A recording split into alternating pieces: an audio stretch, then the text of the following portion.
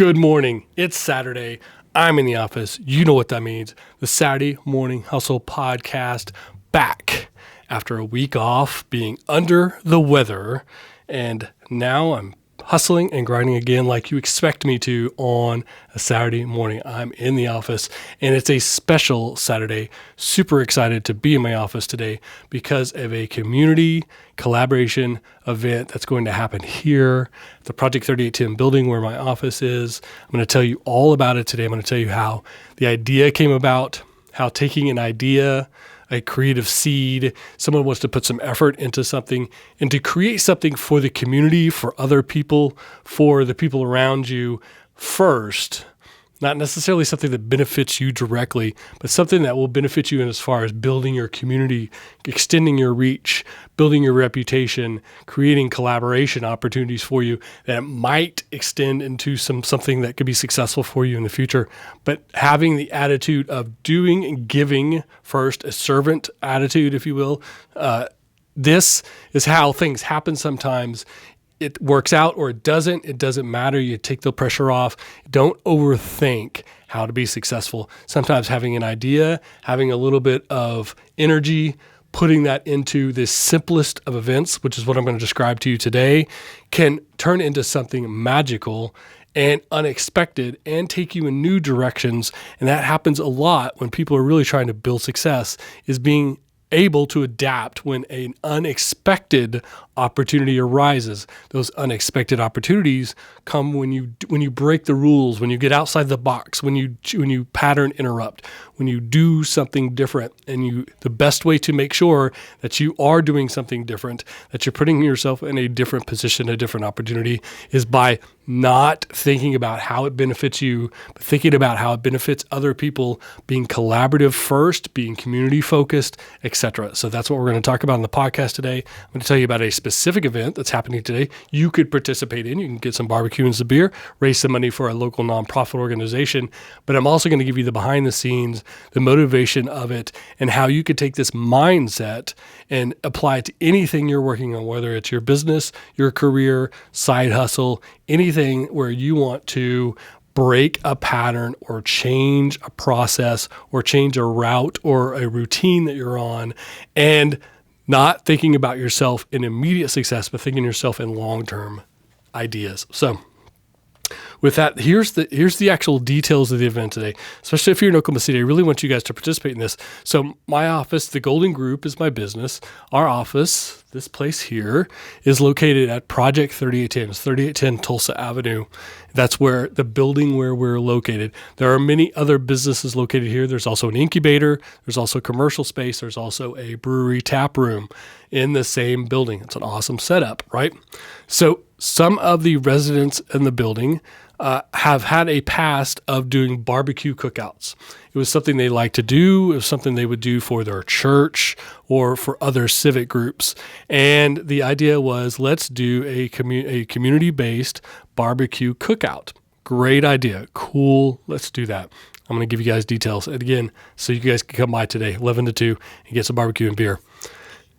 But then the idea was, so once we're going to do that, what's the point? What are we doing it for? Well, some of the residents in our building are nonprofit organizations, including Thick Descriptions, which is a nonprofit organization, a group of anthropologists applying anthropology techniques to social construct issues.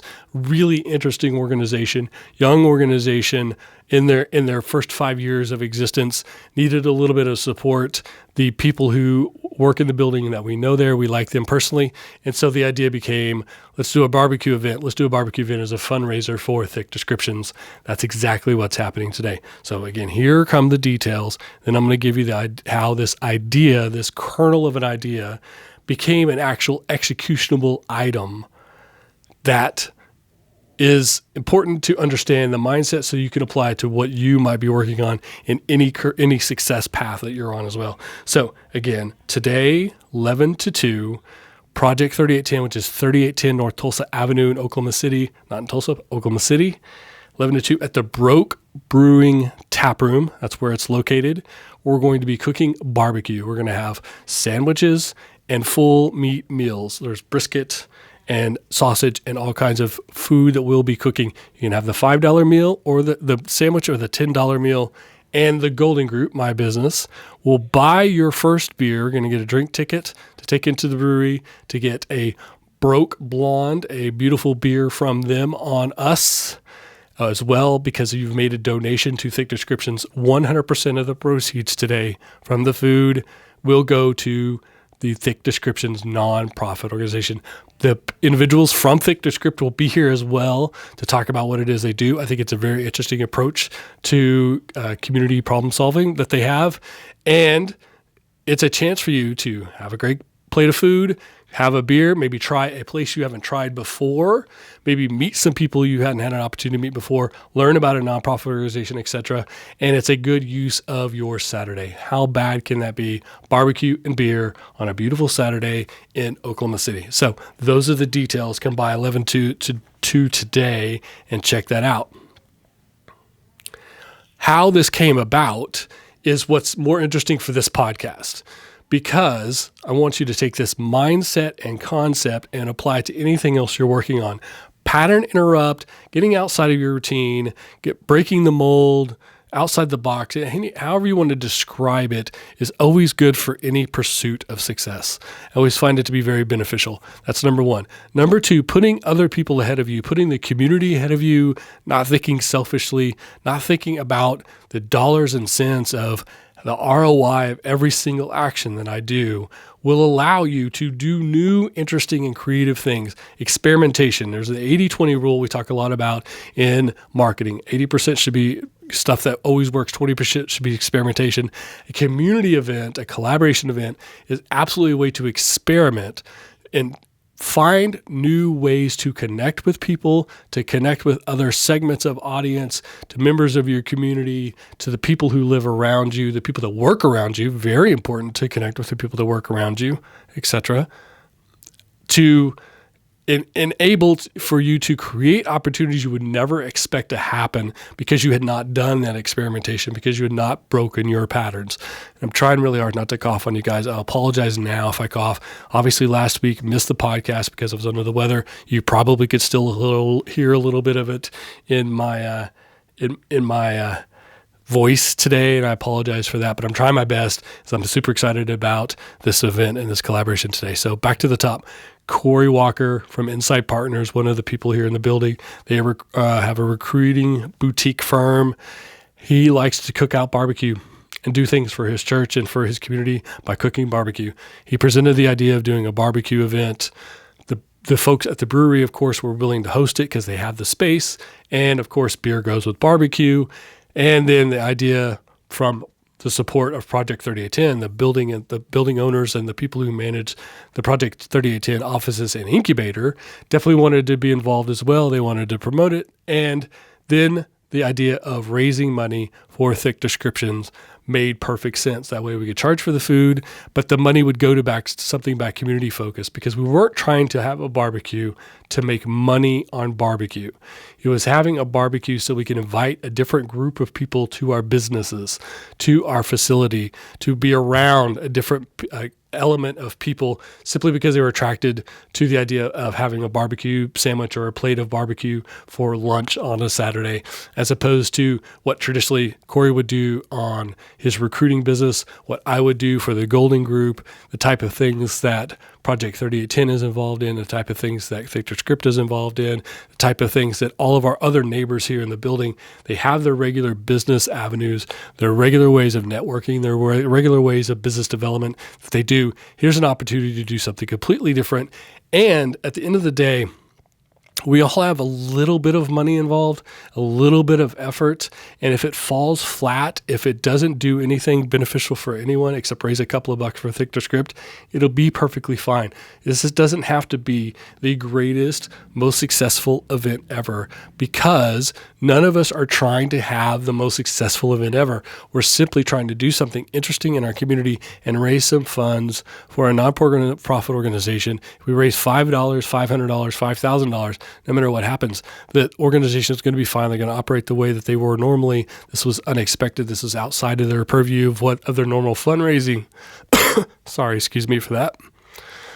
But the willingness to put yourself out there, to take a chance, to do something interesting, the willingness to fail, the willingness to cook a lot of food and be prepared and no one show up at all. That is how you learn, you expand yourself. That's what collaboration is all about. You learn from these processes.